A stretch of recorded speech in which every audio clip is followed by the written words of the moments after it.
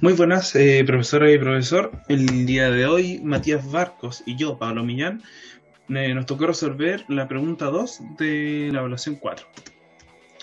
La pregunta 2A nos dice lo siguiente: los ideales primarios de Z son el conjunto 0 y el generado de P elevado a la n, donde P elevado a la n es un primo y n es un entero positivo. Demostración.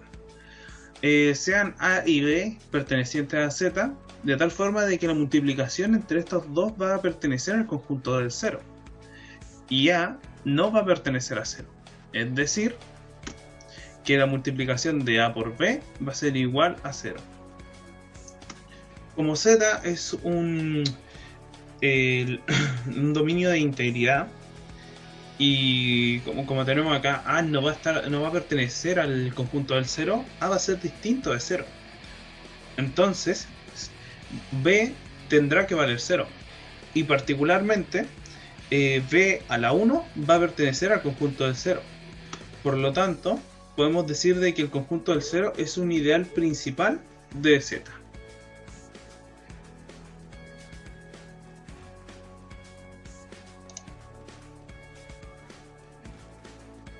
Ahora vamos a ver el caso del ideal generado por p elevado a n, donde p es un número primo y n es un natural mayor o igual que 1. Para esto tomémonos dos elementos a y b en z, tales que su producto esté en el ideal, pero a no esté en el ideal. Con lo cual tenemos que a por b es igual a un cierto x en z multiplicado por p elevado a n. Luego, si nos tomamos x igual a, tenemos la siguiente factorización. Ahora,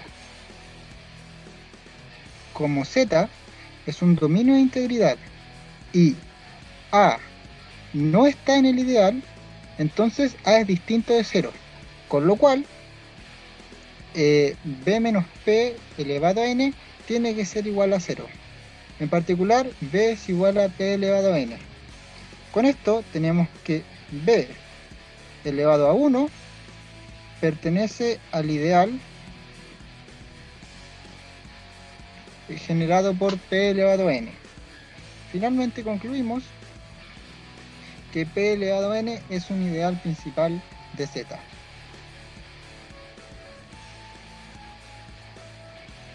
Ahora vamos a proceder a ver el resto de los casos, y para eso vamos a proceder por absurdo.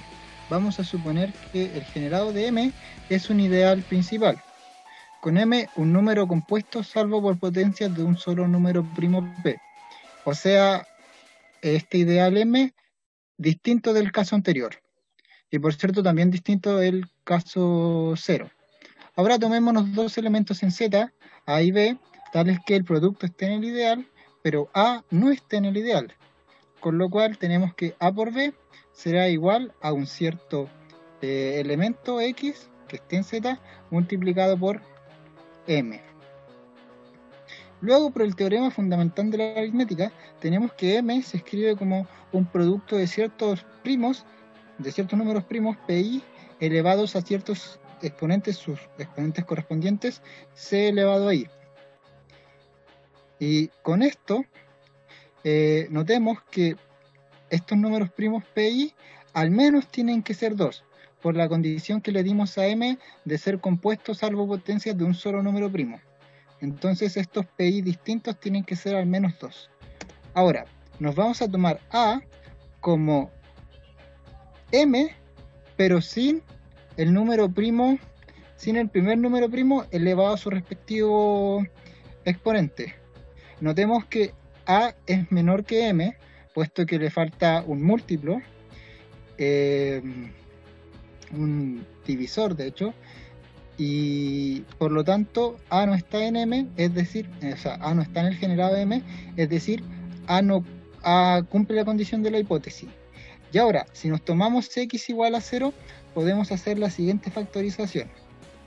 Con esta factorización, y recordando que como a no está en el ideal, tenemos que, dado que z es un dominio de integridad, al no estar en el ideal es distinto de 0.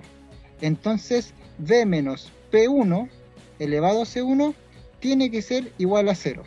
En particular, B tiene que ser igual a P1 elevado a C1.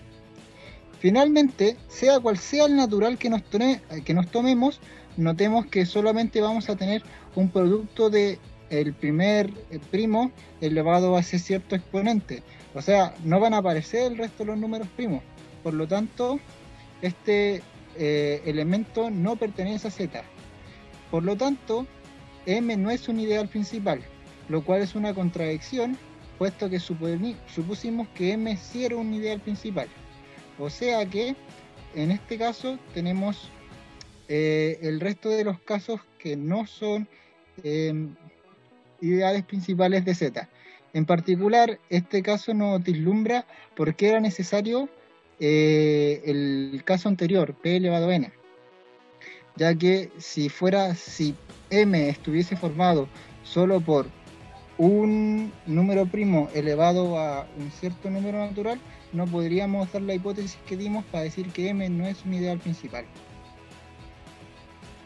Listo.